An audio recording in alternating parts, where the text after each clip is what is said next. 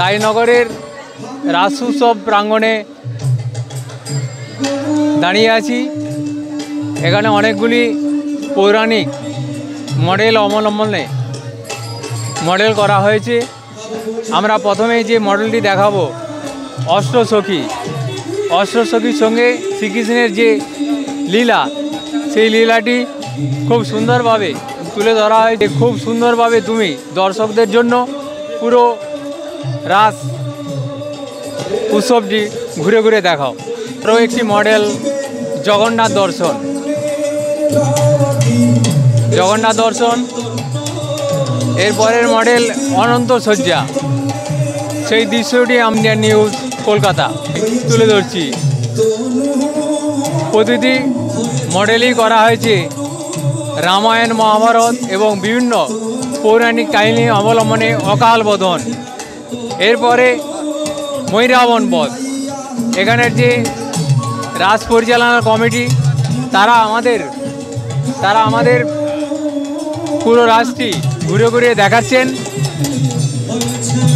এরপরে পুতনা বধ। শ্রীকৃষ্ণ যে সেই পুতনাকে বধ করেছিল সেই দৃশ্যটি এই মডেলের মাধ্যমে তুলে ধরা হয়েছে। কালিয়া দমন, শ্রীকৃষ্ণের কালিয়া দমন।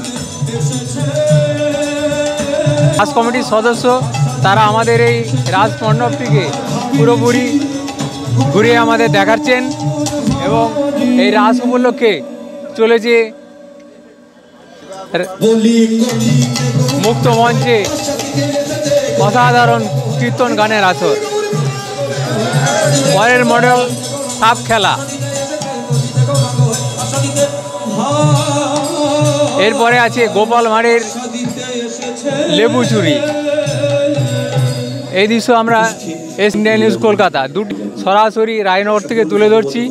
এখন এখানের যে রাস উৎসবের মুক্ত মঞ্চ, সেই মুক্ত মঞ্চে চলেছে বিখ্যাত কীর্তনীয় শিল্পীর কীর্তন গান। সেই দৃশ্য সরাসরি আমরা রায়নগর থেকে তুলে ধরছি, আপনারা দেখতে থাকুন। বৈষ্ণব দর্শন শাস্ত্র সম্পর্কে কীর্তন গান আলোচনা করতে যাওয়া একান্তই ধৃষ্টমা মাত্র। কারণ এই বৈষ্ণব দর্শন শাস্ত্র হলো প্রগাঢ় সমুদ্রবৎ। এই প্রগাঢ় সমুদ্রবৎ লীলার মধ্যে ভক্তিরূপ তত্ত্বরূপ রত্ন কোথায় কিভাবে লুকিয়ে আছে তা আমার রায়নগর অনুপযুক্ত ডুবুরির সর্বজনীন রাস উৎসবের সম্ভব নয়। মায়েরা, যে মুক্ত মঞ্চ, সেই মুক্ত মঞ্চে চলেছে কীর্তন গান উৎসব। কীর্তন শুনতে গেলে একটু কথা দেওয়া নেওয়া করতে হয়। নিজেদের মধ্যে কথা বলবেন না, আমার সঙ্গে কথা বলবেন।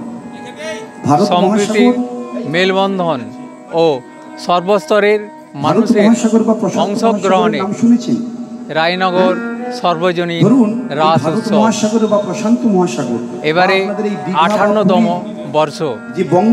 সেই উপলক্ষে চলেছে কীর্তন গানের অনুষ্ঠান।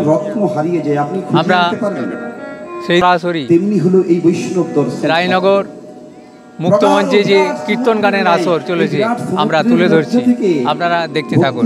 তত্ত্বরূপ রত্ন খুঁজে আনা আমার মতো সম্পূর্ণ অনুপযুক্ত। আমার ক্যামেরাম্যানকে বলবো যে এখানে অনেক ভক্তবৃন্দ এই কীর্তন গান শুনতে উপস্থিত হয়েছে, তাদের চিত্রটা একটু, এখানে যে ভক্তবৃন্দরা এই কীর্তন গান শুনতে এসেছে সেই চিত্রটি একটু তুলে ধরো। এই ধন্য কলিযুগকে উপলক্ষ করে এই মহতি হরিসভা রাজনগর রাস কমিটির যে আয়োজন, রাস উৎসব কমিটি, তাই তো রাজনগর, লজ্জা কিছু নেই, কিছু লজ্জা। আমরা সরাসরি রায়নগর যে রাস উৎসব চলেছে সেই রাস উৎসবের দৃশ্য সরাসরি রাস উৎসব প্রাঙ্গণ থেকে তুলে ধরছি, আপনারা দেখতে থাকুন। 58তম বর্ষের প্রাচীন রাস উৎসব।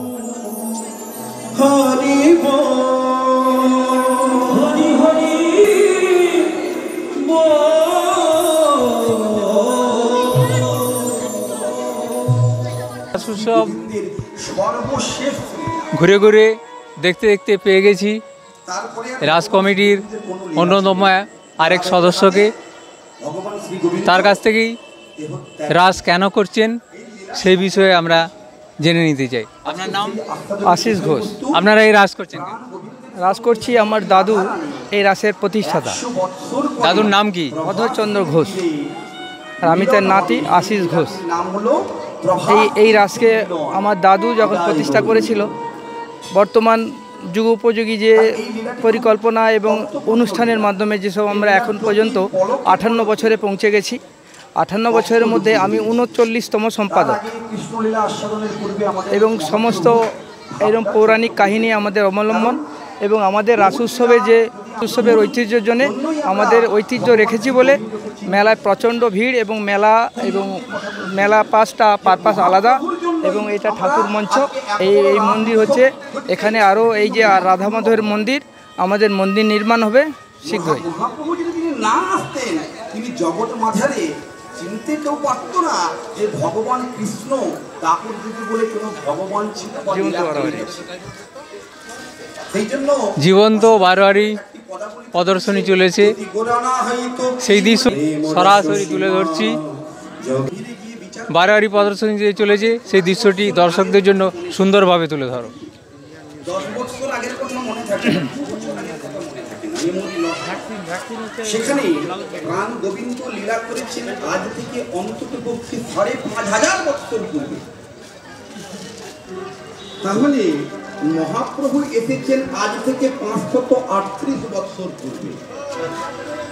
তাহলে 5,500 কৃষ্ণ ও কালী, 538 বছর বাদ কৃষ্ণ ও কালী এই দুটি রূপকে একসঙ্গে এই বারোয়ারির প্রদর্শনীর মাধ্যমে তুলে ধরা হয়েছে। আপনারা দেখতে থাকার মাধ্যমে আর এই রাস উৎসব উপলক্ষে মুক্ত মঞ্চে চলেছে কীর্তন গানের আসর। এই কারণে মহাপ্রভু অধিকারীর বিষ্ণু নাম বলে, কীর্তন গান, অসাধারণ কীর্তন গান। মহাপ্রভু কৃষ্ণকে চিনতে শেখালেন। তাহলে যে আমাকে চিনতে শেখালো, আমি যদি তাকে